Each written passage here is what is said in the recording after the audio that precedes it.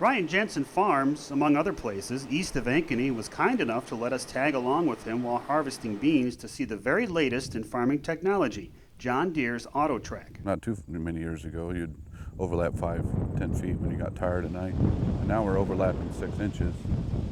And it's dark, daylight, dusty, it don't matter. You're always overlapping 6 inches.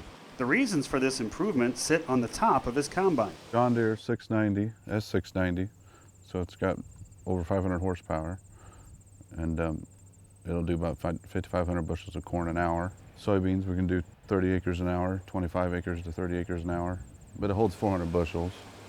And back in the 70s, it probably only hold 180. The knife up front just cuts the crop, lays it down on the belt, which is something that's newer in the soybean industry.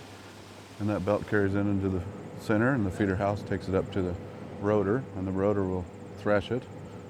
The rotor thrashes the mog, which I'd call it, material onto the shoe, and the shoe is just a bunch of fingers with air blowing through it, and it cleans it, and when it'll drop through the holes, and the trash will blow out the back. It's a monster of a machine that features a 40-foot wide harvesting head, all of it guided by a radio and a GPS antenna mounted above his cab. That controls everything that we plant. It's got a base station set. The base is 2 miles from here. It feeds that out wirelessly over to these tractors with those little antennas on top. When you set up a line, it'll just run it straight.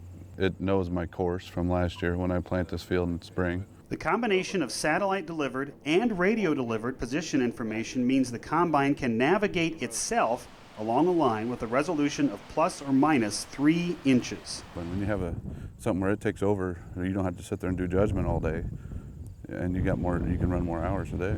So productivity, fuel less, you use less fuel and fatigue in the operator too. Not only that, but Ryan can control other machinery as well, all from within the cab of his machine. Now we have machine sync that's on this tractor. The machine sync ties the combine and the tractor together when I'm harvesting, and he comes next to me and load on the go.